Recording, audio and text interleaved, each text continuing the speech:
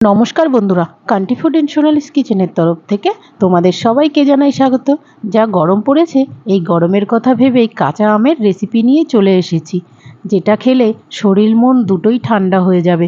আমার আজকের রেসিপি র ম্যাঙ্গো আইসক্রিম বা কাঁচা আমের আইসক্রিম। তাহলে চলো দেখে নিই। তার জন্য প্রথমে আমি এখানে দুটো আম নিয়েছি, একটা বড় সাইজের, একটা ছোট নিয়েছি। আম দুটোকে আমি আগে থাকতেই ভালোভাবে ধুয়ে নিয়েছি, আর এদিকে ওভেনে একটা হাঁড়ি বসিয়ে দিয়েছি, তাতে পরিমাণ মতো জল দিয়েছি। আম দুটোকে আমি ভালোভাবে এবার সিদ্ধ করে নেব। দেখো, আম দুটো জলের মধ্যে দিয়ে একটা ঢাকনা দিয়ে ঢেকে দিয়েছিলাম 5 মিনিটের মতন। ঢাকনাটা তুলে নিলাম, আমটা আমার সিদ্ধ হয়ে গেছে। একটা চিমনির সাহায্যে আমি তুলে নিলাম।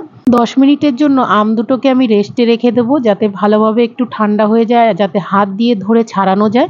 দেখো, প্রথমে আমি ছোট আমটাকে ছাড়িয়ে নিলাম, একটা পাত্রে রেখে দিচ্ছি। প্রথমে ছাড়িয়ে তারপরে বড়টাকে আবার ছাড়িয়ে নিচ্ছি। আম দুটো ভালোভাবেই খোসা ছাড়ানো হয়ে গেছে। একটার খোসায় একটু লেগেছিল, আমি একটু চামচ দিয়ে আবার ওটাও তুলে নিলাম। এবার আম দুটোর থেকে আঁটিগুলো বার করে নিতে হবে আমাকে। এখানে আমি হাত দিয়ে আম ও আঁটি আলাদা করে নিয়েছি। তোমরা চাইলে হাত না দিয়ে চামচ দিয়েও করে নিতে পারো।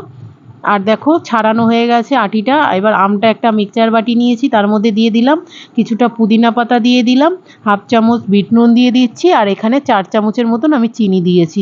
এখানে আমের পরিমাণটা বুঝে চিনিটা দিতে হবে। যদি আমের পরিমাণটা একটু বেশি থাকে চিনিটা, তাহলে আরেকটু বেশি দিতে হবে। আর বিট নুনটাও দিতে হবে। পুদিনা পাতা এখানে আমি সামান্য দিয়েছি, তোমরা চাইলে আরেকটুও দিতে পারো। দেখো, আমার ব্যাটারটা এদিকে রেডি হয়ে গেছে, আর আমি এরকম চায়ের কাপ নিয়েছি 5 পিস। আমের যে ব্যাটারটা আমি রেডি করেছিলাম, সেই ব্যাটারটা এবার চায়ের কাপের মধ্যে দিয়ে দিচ্ছি। 5টা কাপই আমার রেডি হয়ে গেছে। এখানে দেখো, আমি এইরকম সিলভার ফয়েল পেপার নিয়ে নিয়েছি, আর সবগুলোর মুখ আস্তে আস্তে করে এইভাবে ঢেকে দেব।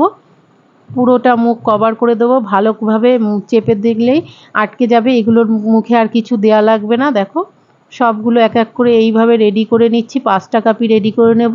সব কাপগুলোর আমার মুখটা ঢাকা হয়ে গেছে। আমি একটা ছুরি নিয়েছি, ছুরির সাহায্যে দেখো উপর থেকে আলতোভাবে একটু করে কেটে দিচ্ছি, যাতে আমি আইসক্রিমের কাঠিগুলো এখান থেকে দিতে পারি। এখানে দেখো, আমি যে আইসক্রিমের কাঠিগুলো নিয়েছি, এই আমার কাপ হিসেবে এই কাঠিগুলো খুবই বড় লাগছিল, বাজে লাগছিল। তার জন্য আমি আইসক্রিমের কাঠিগুলো মাঝখান থেকে দুভাগ করে তারপরে সবগুলোতে দিয়ে দিয়েছি।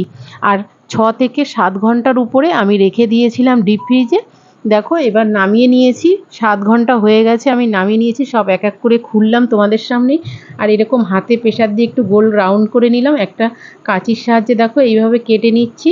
কেটে সবগুলো খুলে তোমাদেরকে দেখাচ্ছি এক এক। ব্যাস, তৈরি হয়ে গেল আমার র ম্যাঙ্গো আইসক্রিম বা কাঁচা আমের আইসক্রিম। বন্ধুরা, তোমরাও একবার অবশ্যই এইভাবে ট্রাই করে দেখতে পারো। এটা খেতে খুবই ভালো লাগে। আর আমার ভিডিওগুলো যদি তোমাদের ভালো লেগে থাকে, প্লিজ আমার চ্যানেলটা সাবস্ক্রাইব করে